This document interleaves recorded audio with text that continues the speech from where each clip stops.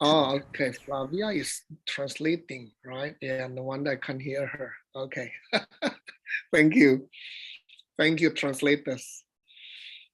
So I can see Cameron, I can see Daniel. So how is everyone? Good. How are you, Sugeng? Yen Yen, Burnett. Hi.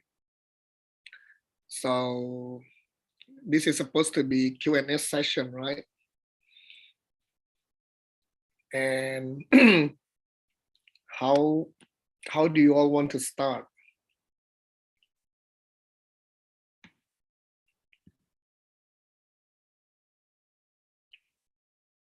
So I'm not sure how you want to start, but Cameron, you seems to be very good in Tibetan, huh? Oh, I don't know about that. I don't. You are I'm like, you watch the YouTube, the Tibetan language channel a lot. yeah, I'm starting. I've got a pretty decent handle on the alphabet, and now I'm just Oh, trying to get a handle on grammar and vocabulary, and then also pronouncing over the transliteration. I see. Wow, that's good. Tough That's stuff. amazing. That's amazing. Where are you located, by the way? I'm in Portland, in Oregon, in the U.S. Portland, the West Coast. northwest, Hmm. northwest, right? Yeah. Yeah, I see. Okay. How about Daniel? Are you in Europe or US or I'm in Diamond Mountain right now, but I'm from Germany. you're from Germany? I see. Okay. Wow, Diamond Mountain, huh? Wow. Hey, and the team. Vernet? Yun Yun? Is that how we should call your name? Yes. Hello. Vernet, This is okay. Vernette from Foshan. From? Foshan, China. China. Guangdong, Foshan. Yes. Oh, okay. All right. So let's have a easy Q&A, huh? All of you. Don't give me difficult questions, huh? Let me see. I think after today, there will be other Q&As as well, right?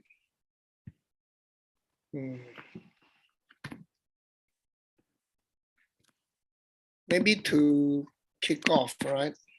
To kickstart.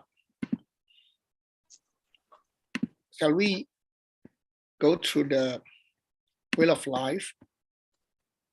So today is me, and then there is okay. There is one more Q&A with Tim. There is one more Q&A. With Nick. And that's about all. And then the last one is with Geshe Michael. Wow, all the heavyweights, huh? So I guess you can keep the difficult questions to Tim and Nick and Geshe Michael. So how is everyone's catching up with the wheel of life? Maybe I just interview Cameron, huh? Cameron, is this your first time in the mixed nut sessions? It is, yeah. I've been studying the literature for a couple years, like since the pandemic started, and it's really helped me out a lot. And so that, I guess, kind of led into wanting to learn Tibetan, or at least like seeing how possible that would be. And then there's the YouTube videos on the language channel. And then I watched one of the sessions and saw the website, and I was like, well, that looks very intense. And I kind of put it away for a few months, but then for some reason I came back to the website and I was like, oh, I'm just gonna do that. See how it is. When you are saying literature, are you talking about Tibetan literatures or just literature in general?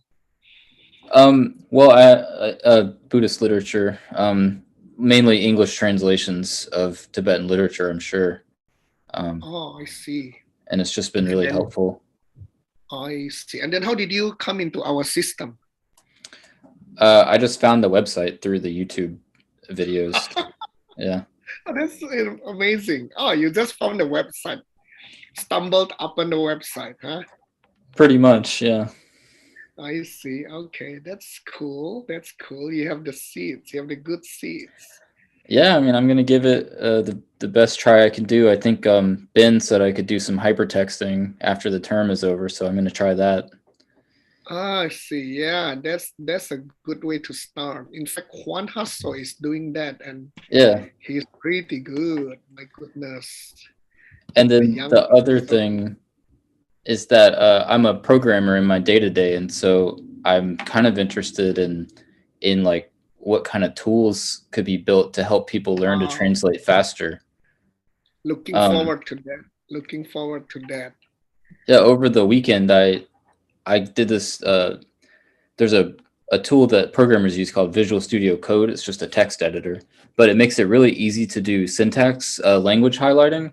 And I Mhm. took the 30 verses and I made it highlight like it made all I made all the grammar particles stand out. And so instead of just looking at like a blob of text, uh, it highlights all the grammar so you can see all of the vocabulary, nouns and verbs and stuff in between the grammar particles. And I've thought that Wow. was like really powerful because you could say to somebody who's never seen Tibetan, like, show me the grammar in this plain text, and they would say, I have no idea what you're talking about. But if you told them, hey, the grammar is highlighted in red, they would immediately be able to see which particles are grammar and which parts aren't. And so I thought that was pretty cool, like low hanging fruit, really. I see. Oh, yeah. Actually, there is one more low-hanging fruit, if we want to call it that way. You know, the gopher that Geshe Michael is doing all the time, is using all the time. The search program. It's pretty. I would say old, although we refreshed it a few years ago. It's actually a very simple search engine. If you remember the term gopher from the early days of internet, you know, the gopher that is being used in the universities, in academic I'm not familiar way. with the older term, though. Oh, okay, before Yahoo or Google became popular, right? So so Gopher was a simple text search over the internet. So I think we are using similar kind of technology, just a text search. So if Yeah. you can go into that and refresh with a more modern style, that Well, would be much to better. to be honest, I think that all of the tools that we currently have, like that Diamond Cutter currently has, can be consolidated into Visual Studio Code, which is kind of it's not conventional. But if you think about programming, programmers like live in a world of text and context within that text. And that's kind of like translation too. It kind of we could turn the documents into like living documents to where like what if you could hover over a selection and then it would automatically do a dictionary search and show you all of the definitions right in one place, or underline, like connect words and underline the full words so you can see more context about it. And then honestly, the Visual Studio search is probably already as good as Gopher, so you kind of get that for free. And so that's kind of what I'm Well, I looking mean, into as a proof of concept. anything that is, I would say anything that you can produce maybe can actually beat Gopher in terms of UI and maybe functionality. Yeah. All right. Thank you. Thank you, Cameron. Looking forward to Thanks all again. those innovations. Okay. I saw the questions from Alex Roller. Thank you for breaking the egg with the first question. In functionalist school, things exist depending on course. Are those causes karmic or only material causes and conditions?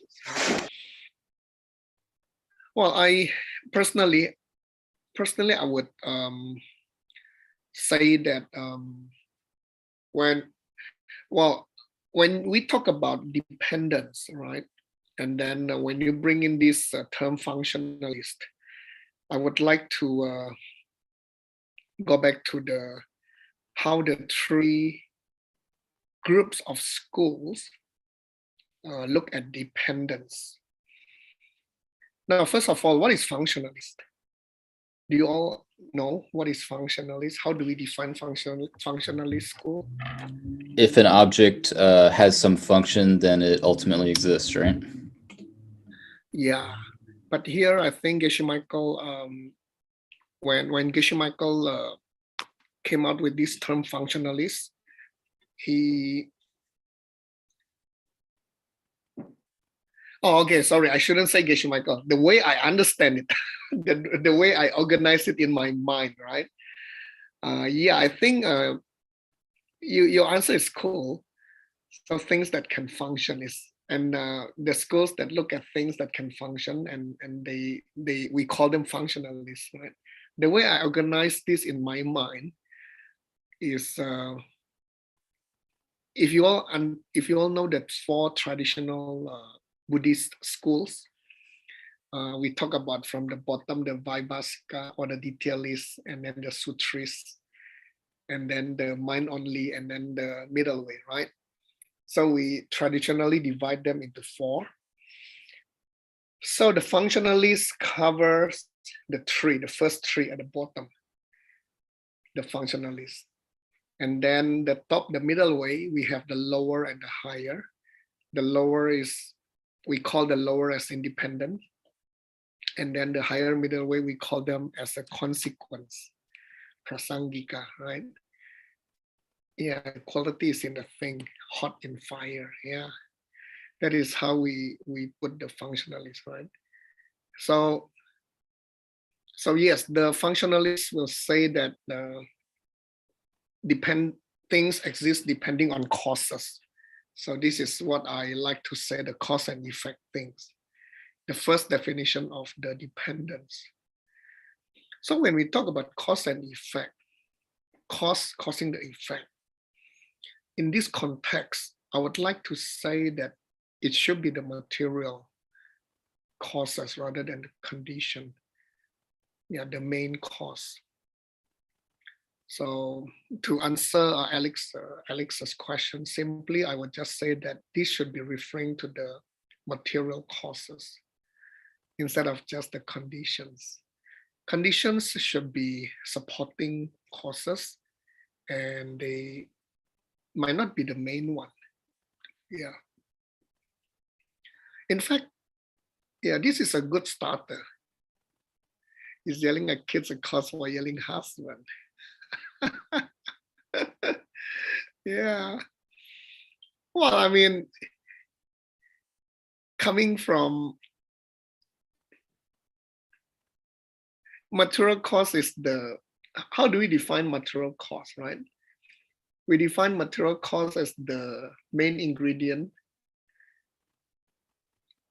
of the result, So if we were to say that the yelling husband, we can say that the material cause, the main ingredient of the yelling husband is yelling. So I would say that the yelling at the kids is of course the material cause of the yelling husband, right? And if not, why is it higher view than conventional thinking? Alex, you want to turn on your mic and we can have a conversation? Are you convenient to speak, or is it too early? Hawaii. Well, oh yes. So are you still Hawaii, or are you at the dog park? Okay. Then it's too noisy, I guess, with all the barkings. Higher view. What do you mean by higher view? Are you saying that because we philosophy at park? That's cool. When you say it's higher view, are you saying that because yelling husband is part of the two husband in the kitchen sutra, and because it is considered the higher view, so the components should be part of the higher view, which is more than the conventional thinking, rather than non-Buddhist? Okay. If not, then why is it higher? If not, well, I'm saying it's yes. I'm saying it's yes, right? I'm saying it's yes. So material cost, as we know, is the main ingredient of the result. Yeah. Clay material cost of clay, we can all agree. Yeah, definitely. Material clay is the material cost of pot. Okay, yes, we can all agree. Yeah, I can imagine Alex is busy typing now. Not the only cause, right? Well, yes, that's right. That's why we have material costs and we have conditions. We have conditions. So material cost is the main ingredient, yeah, which we define it as changing into the ingredient of the result. Yeah. Yes, definitely not the only cause. We have other conditions also. And if you, I think it is discussed in Abhidharma also, right? And it was in my book also, we talk about that a little bit, about the conditions as compared to cause. Because when we say cause, we always refer to it as the material cause. Pot has coming cost in functionalist school. Pot has coming cost in functionalist school.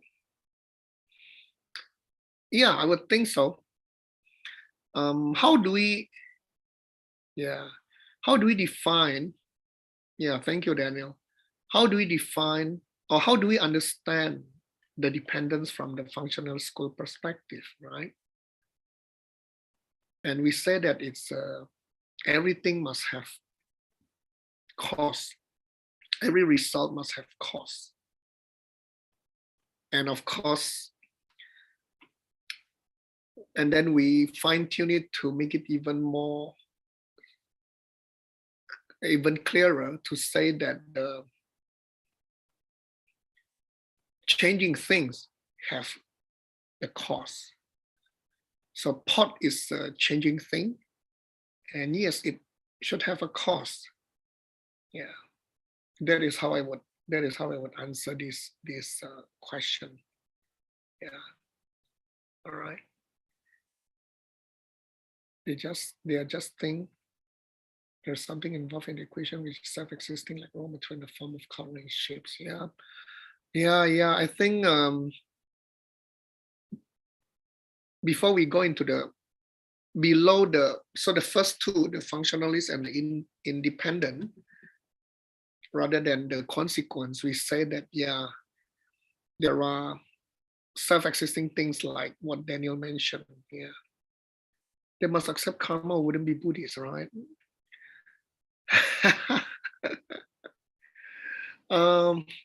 How do we define a Buddhist, right? How do we define a Buddhist?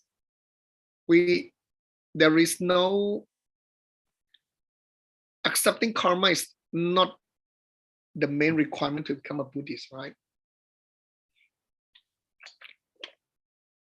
So even if people accept karma, but they might not be a Buddhist, correct?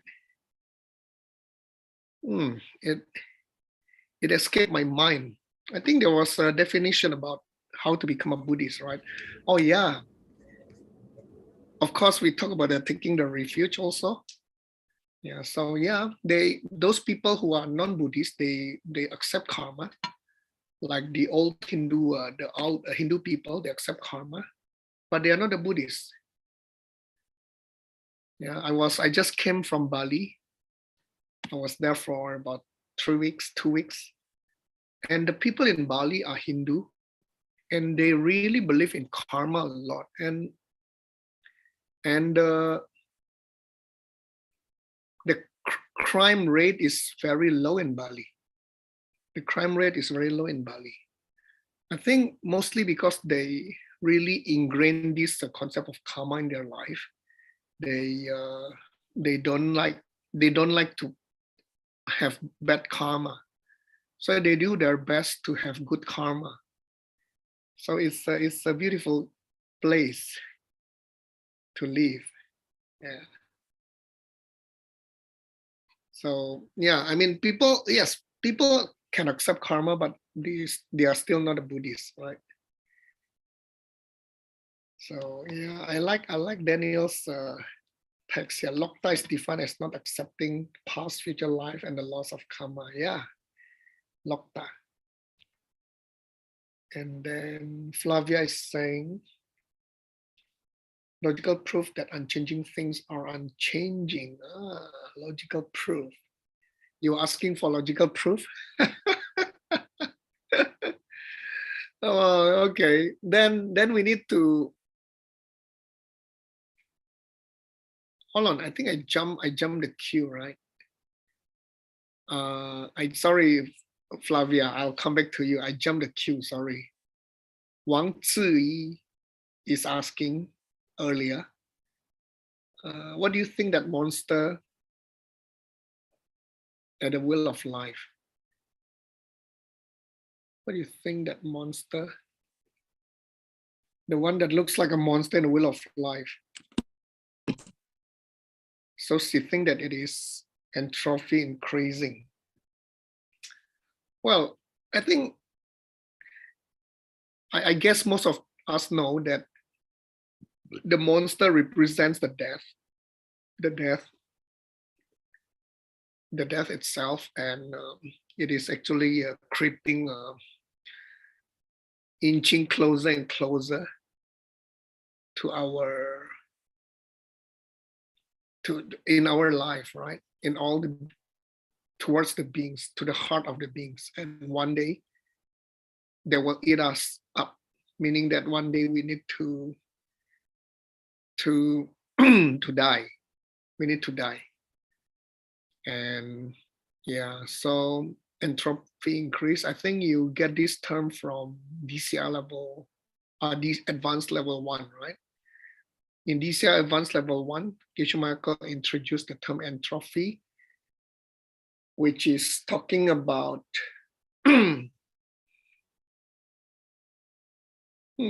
escaped my mind. Anybody remember? It's like What is is it like increased chaos or like information loss or something? that is the Lack of order. That is the physics definition, right? But for Okay. DCI, Geshe Michael is using that term to entropy.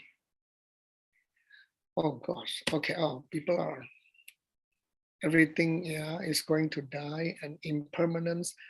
Oh yeah, the changing things. Oh yeah, Daniel, that's right. Impermanence, the changing things, right? The changing things. 消亡 ，OK， 就是让人消亡，那个空间中的混乱程度 ，OK，yeah.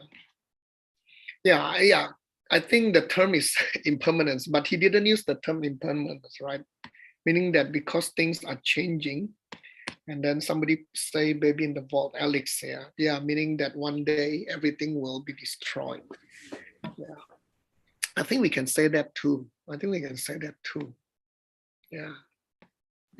So yeah, the monster, although it represents death, but it represents the things falling apart. Yes, Luca, you get it right. Yeah, Alex too. Things are trying to fall apart. Yeah, that's right. Yeah, buildings will fall down. Yeah, sooner or later by itself. Correct. Yeah. Yeah, I hope that answers your questions. Wang Zhi. Okay, now back to Flavia. Logical proof that unchanging things are unchanging. Okay. Now Flavia's juicy question, right? So first of all, in order to prove things logically, we need to phrase them correctly. Yeah, this is how I would do normally. So for Flavia's questions, how should we phrase the sentence and the parts? how do we, let me read again her questions, right? Consider unchanging things, okay. That is the easy part. How about the second and the third? Unchanging things, okay. Oh, Santon Lun, okay. Yeah, there is a request from this Chia about the, how do you call that? Santon Lun, how do you call that? A syllogism, okay, sorry, I read the Chinese and I can't switch back to English. Yeah, syllogism, yeah. So syllogism is basically the one of the logic tools, one of the logical proof that we can use, and which is used very extensively in the Tibetan literature, right? So basically, we try to divide a sentence into 3 parts to test if they are logical. So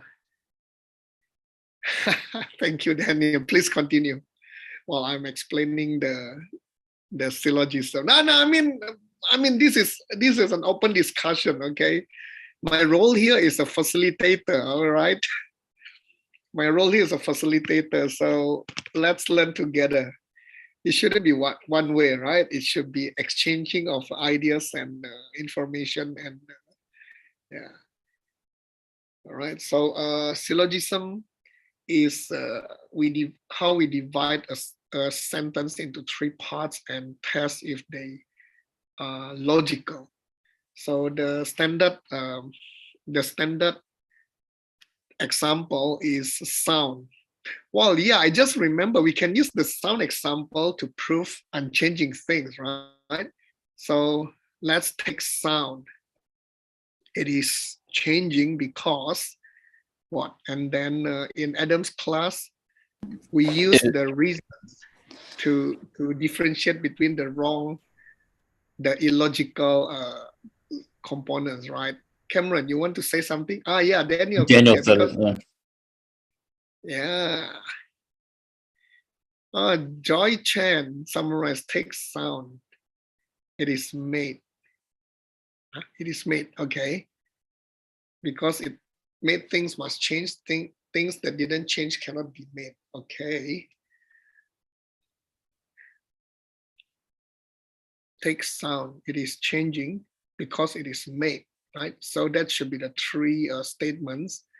And then the 1, 2, 3 that Joy Chan put here are basically the 3 tests that we put the 3 sentences into the syllogism, right? So yeah, if let's say so basically let me rewrite what Joy wrote here. Let me type properly. Takes sound. Okay, takes sound. It is made because it is changing. It is changing because it is made.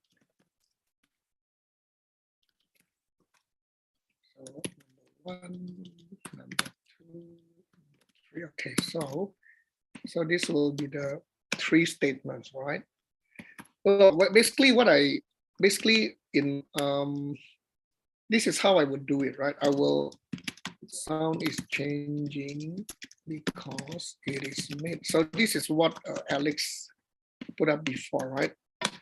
So a sentence, we will divide it into 3 parts and then we do the test. What are the tests? The first test, if 1 equals 3. So this will be sound is made. Okay, is this cool? Is this okay? Yeah, I think that's cool. And then the second test is that if 3, then 2. Yeah, if it is made, then it is changing. So I think this is cool too, right? And then the last test is if not 2, then not 3. If it is unchanging, then it is not made. It is not made. So basically, this is what Joy put up at the top. So these are the three statements and three tests that we will run through when we do the syllogism, right? So how to prove the logic is correct when three relationships of syllogism is correct? Well, it's not about to prove it, or I mean, when we run the three relationships and they are all correct, that is the proof that the logic is correct. Yeah. So that is basically the definition of it. Yeah. So if we were to use the sound, right? Hold on, let me go back to Flavia's questions.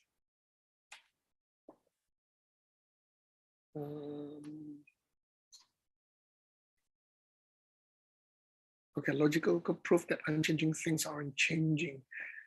Okay, this is slightly different, huh? Unchanging thing is unchanging. Can we put it that unchanging thing is unchanging, does not change? Yeah. Unchanging thing is unchanging. Well, I guess this is part of the part of the definition itself, right? We say hot sun. The sun is hot. That's why we call it hot sun. The thing is unchanging. That's why we call it unchanging. I mean, if we just want to, we want to talk about the syntax, right? They're unchanging because they exist. They either exist 100% or not at all. Alex come in with an interesting definition, right? Things are unchanging because they either exist 100% or not at all. Okay, yeah, I kind of like this. Let me rewrite. Thing unchanging. Unchanging thing is unchanging because changing things are unchanging.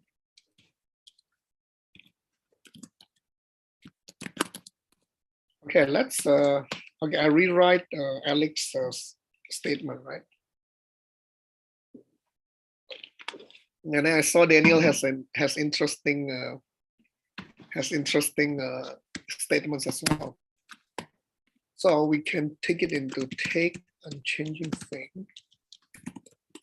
Maybe I should just share my screen, right? Maybe it's easier. Okay, can you all see my screen? Too small. Okay, make it.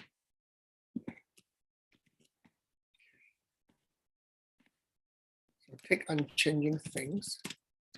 They are unchanging because they exist. They either exist.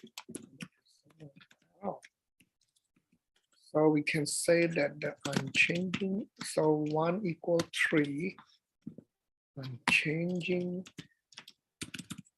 things exist, either exist, sample, whatever.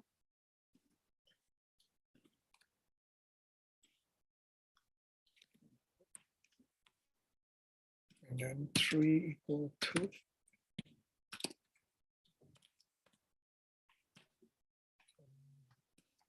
Because they exist,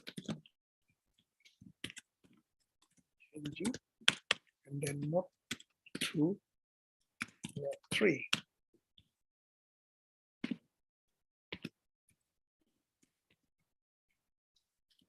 We should use arrow, right?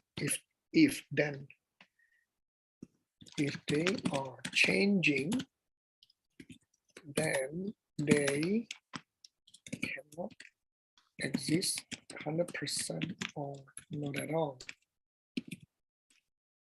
Okay, looks good, right? Anybody can find any fault to this reasoning?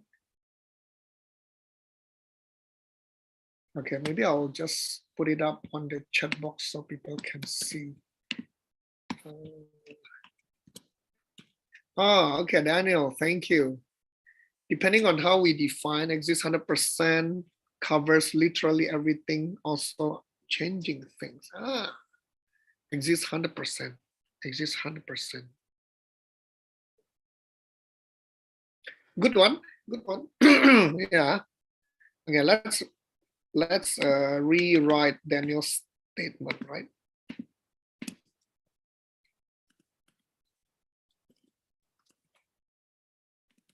Existing 100% literally means that covers everything, including changing things.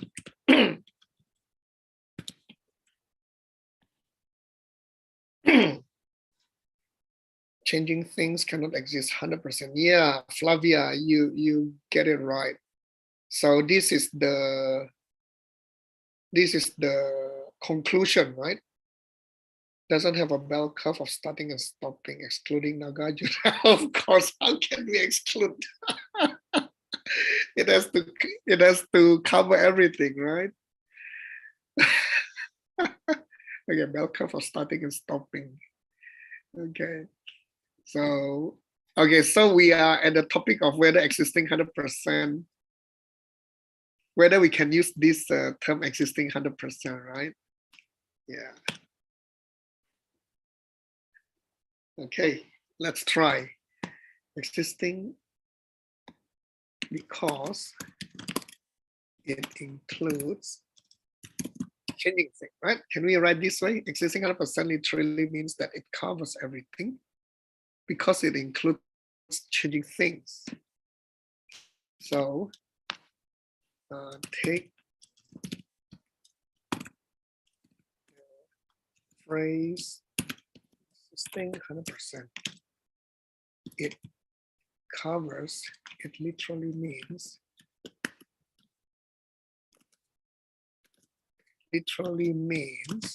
that it covers everything, right? And then because it includes changing things. Okay, now let's do the test. Existing 100% includes changing things. Is this correct? Okay, let us put a mark here. This is correct.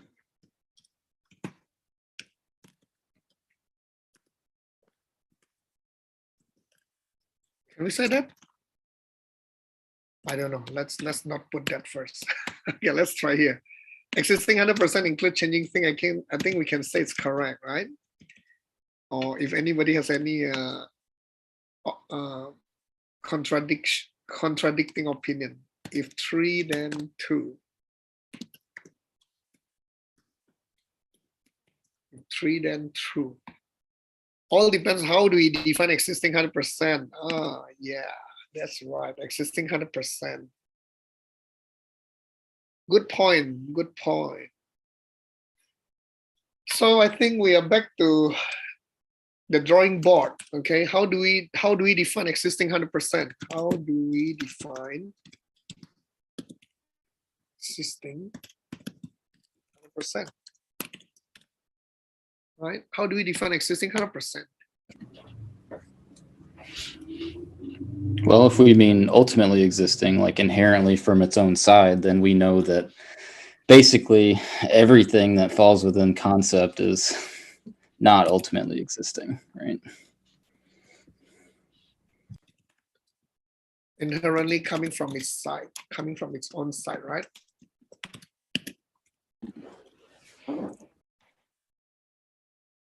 So here, I think we just exist. Okay, Flavia said that. I think now we need to really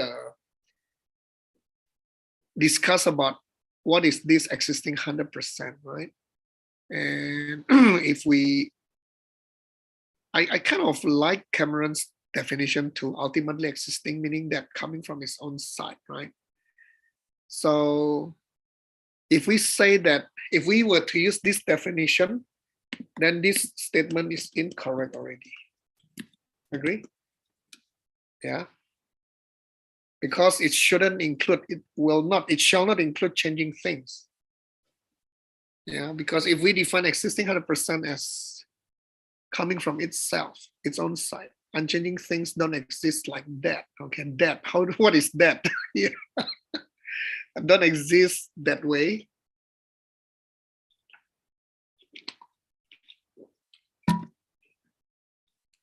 So I think to cut the discussion short,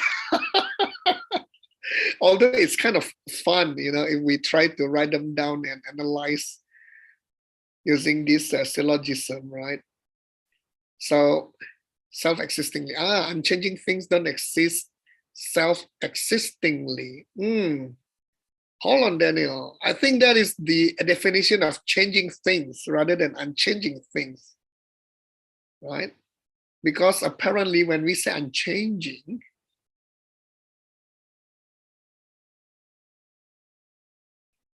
kind of interesting. What is the most famous example of unchanging things? Nirvana. When we say, no, I don't think so. No, I don't think so. We are yes, emptiness. We always, when we talk about unchanging things, we use emptiness, right? So yes, correct. Empty space, cessation. We use S rather than C. Yes, cessation. Alex Roland, Alex Roland. I think that must be a German's impact.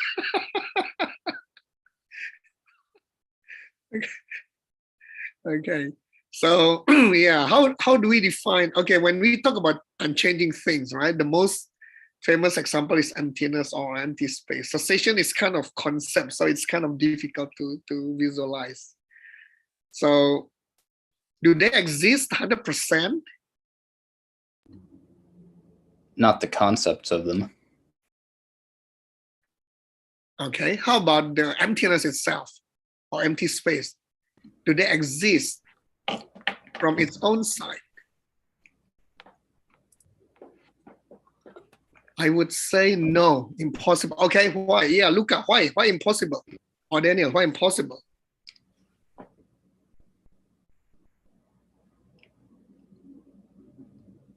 So from us, okay, now, okay, this is where I would like to not own sight, but it can be perceived by someone. Okay, this is where I want to go back to the idea that Geshe Michael liked to always remind us. First of all, we need to decide which hat are we wearing now. Okay, which hat are we wearing now? Because I'm not sure, is this continuation of the discussion about the functionalist school or? Yeah, I mean, if we say prasangika, if we say the higher middle way, if we say that it is the consequence, then we can always, there is no more discussion required, right? Because it should be coming from our seats also, the emptiness itself, the nirvana, for example, the empty space, right? Only, okay, now let's recap. Okay, functionalists, we say that in functionalists, changing things have cause, right? Cause and effect. In my mind, I just say that things have cause. Cause will produce effect. That is the simple way I memorize it. I understand. And then it covers almost everything, 99% of everything in the universe, except the three things that Daniel mentioned, I think. Yeah, Daniel mentioned emptiness, empty space, and cessation. And because of these three, then it is not the highest. Next comes the independent, right? Dependence, according to the independent school, says that things can only exist if they have parts, And how do we prove that they can support this, at least the empty space, for example? Then we talk about the left, right, front, back, top, down, the parts, right? So that's how we can explain the parts. Even we can use it for emptiness or for the cessation. Yeah. the starting of the cessation process, and the end of the cessation. So those are parts. But when we talk about parts, then come the story of the car, the parts of the car. We had the parts of the cars from many years ago, but cars only appeared in our life, I think about what, 100 years ago, 200 years ago. Yeah, so definitely there is something that is making the car appearing to us, right? Yeah, correct. We say that the time also have parts. Yeah, so yeah, sequence of changes. Yeah, correct. Sounds is, yeah.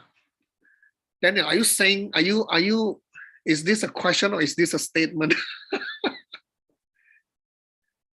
Sound consists of, sound can be seen as a sequence of changes also. Doesn't sound odd. Oh, you mean sequence of time, right? Doesn't sound unchanging. Parts of cessation. Part of cessation. Doesn't sound unchanging. Dependence. Yeah, that's a good one. Dependence, right?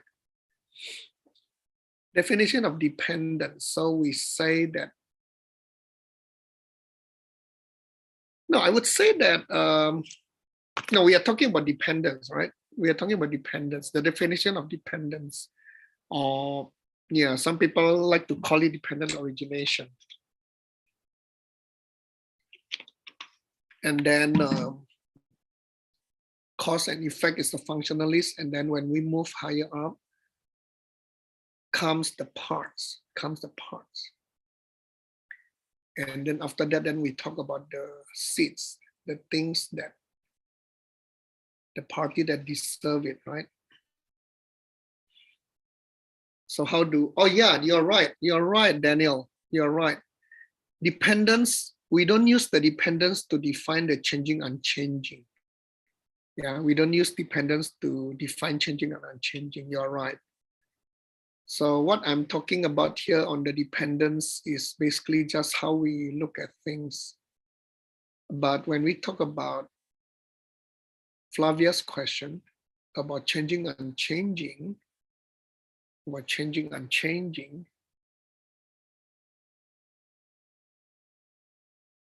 yeah, suddenly I lost my thought, you know. How do we define changing and unchanging? I heard Kishla say that unchanging things are absences, uncaused, and a third thing, three negative things, absences, uncaused, and yeah, unchanging, I think, or I forgot. But it's uncaused, and I don't understand how a cessation can be uncaused. In my understanding, a cessation is caused by the path and your practice. Okay, yeah, good one. All right. Cessation is caused by our practice. Yeah, those are the, we say that those are the conditions, right? Those are the conditions. Yeah, those are the conditions. So, yeah. So now when we talk about, when we go back to Flavia's question, unchanging refers to those that you just mentioned, right, Daniel?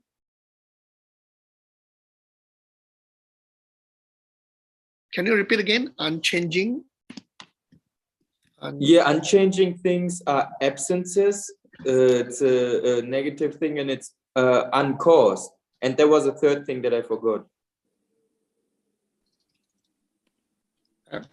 Absence, uncaused, yeah. And something else, right? Okay.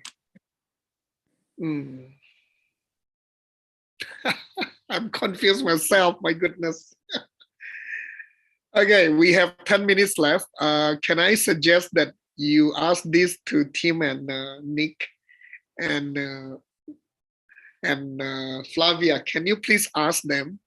And then based on their answer, try to do a summary for us. Thank you very much. Okay, I would like to come back to this Cameron's statement, permanent and impermanent, right? And then Luca was trying to talk about the permanent, yeah. So yeah, Cameron, in our system, we don't use the term permanent and English interpretation. I'm not sure. I'm not the host though. All of you can hear interpretation good, all right? Francisco is the host, right? Looks like Joy is in the Chinese channel. Yeah, okay, good. And then Flavia is Espanol. Individual setting. Oh, you want me to switch to Spanish, right? Okay. Where is my interpretation here? Okay, I'm in Spanish now.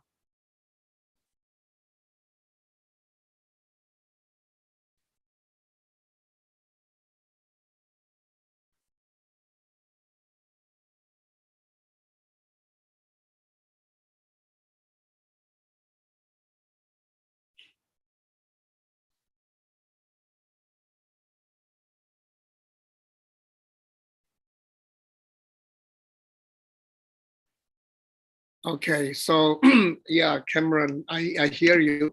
So, okay, now I would like, okay, let me repeat for the people in the, hold on, let me go back. Where's the translation? Oh, interpretation, come on. Okay, sorry, I need to stop my sharing. Okay, so Flavia was talking about, hold on, I'm still in Spanish. Okay, so Flavia was saying that, well, when we are in the higher school, we can say that everything comes from our seeds and then link it to the parts, right? Well, here I would like to clarify. Basically, there are three levels of the dependence, right? We have what we call the functionalist school, and then we have the independent school, and then we have the consequent school, right? So how I memorize them easily is the functionalist is basically cause and effect that we all know, that is commonly known. And then the second level is basically parts. And then finally, the highest level is the seeds, right? It's the seeds. If you refer back to DCI level 7, Geshe-Michael called it the three impossibles. So now, when we talk about this dependence thing, we need to be very clear about which level are we talking about. So Flavia, you mentioned about the parts. That is good, but part is actually part of this independent, not the highest. The highest we only talk about seeds. Sometimes we use parts to explain about the emptiness itself. Yeah, like what Geshe-Michael used in advanced level 1, and that is basically just a supporting way of the explaining, right? That is not the highest level. The highest level is still the seeds, but it can be fun to use the parts to analyze the things. Okay, so that is how I would say. Now back to Cameron, right? In our system, Geshe-Michael did mention that we don't really use the term permanent and impermanent because that can be quite confusing. When we say permanent, our idea is that the thing exists indefinitely, right?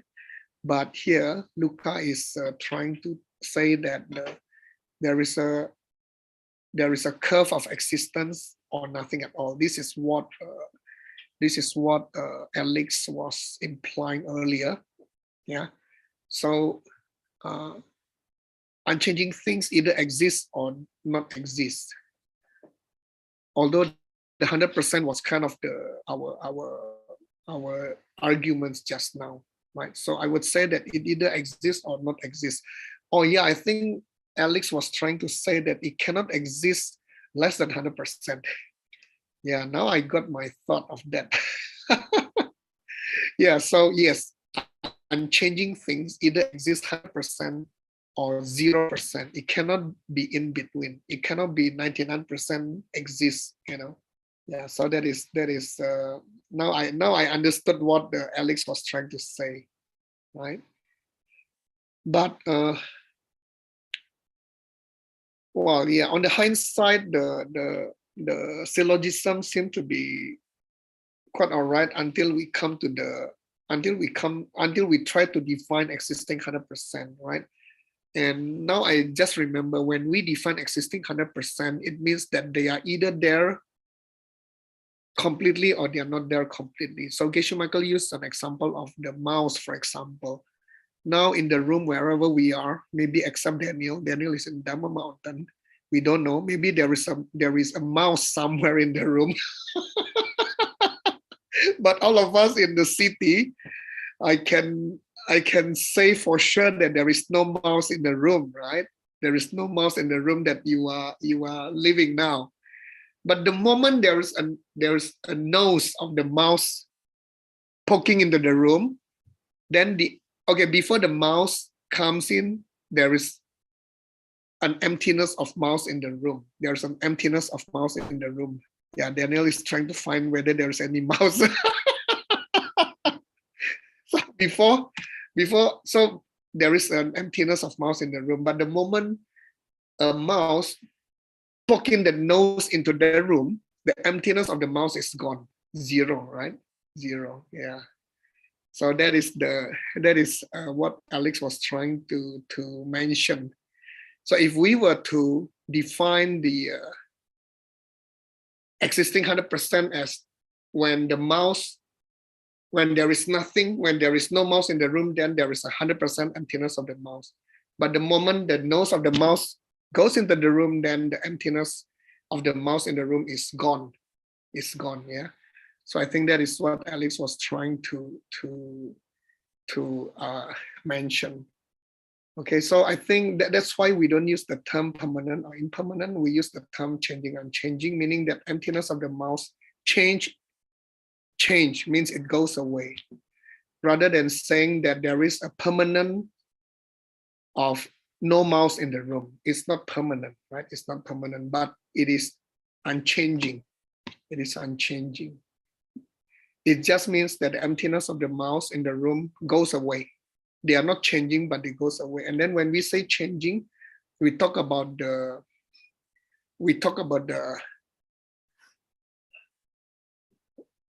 subtle. Let's not go too far. Okay, let's not go too far. We talk about a gradual change. We talk about gradual change. When we say changing, we talk about gradual change. Subtle impermanence. Okay. Wow, the term impermanence. Okay, subtle impermanence.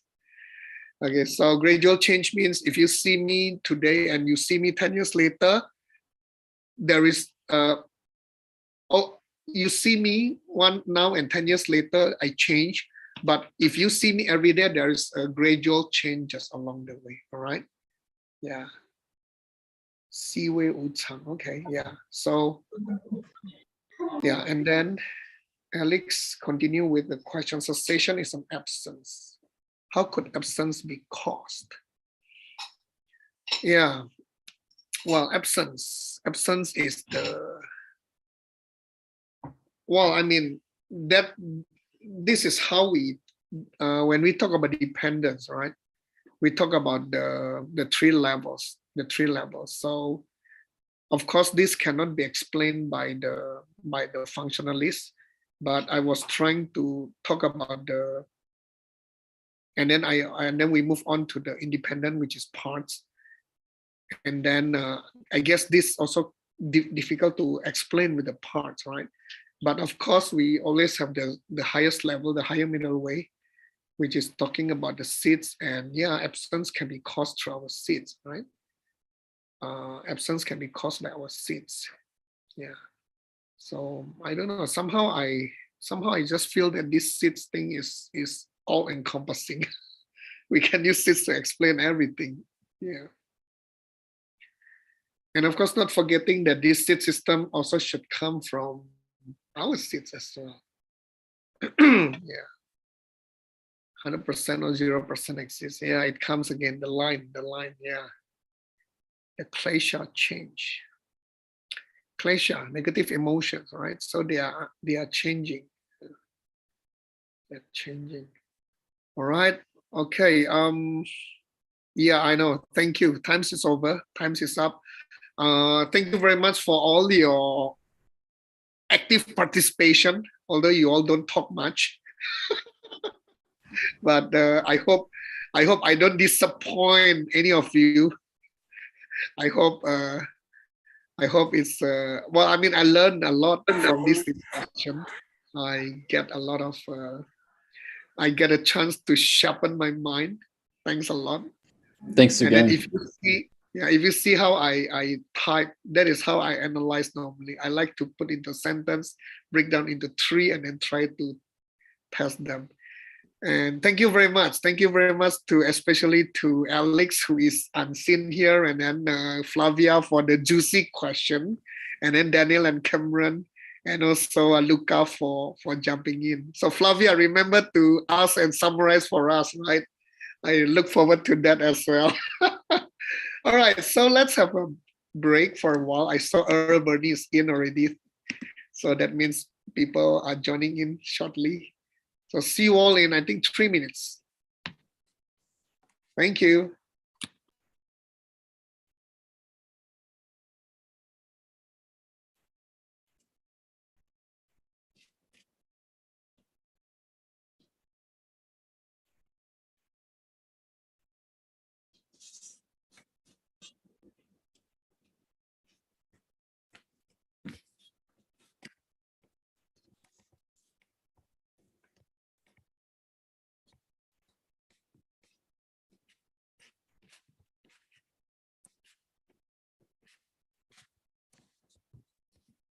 All right.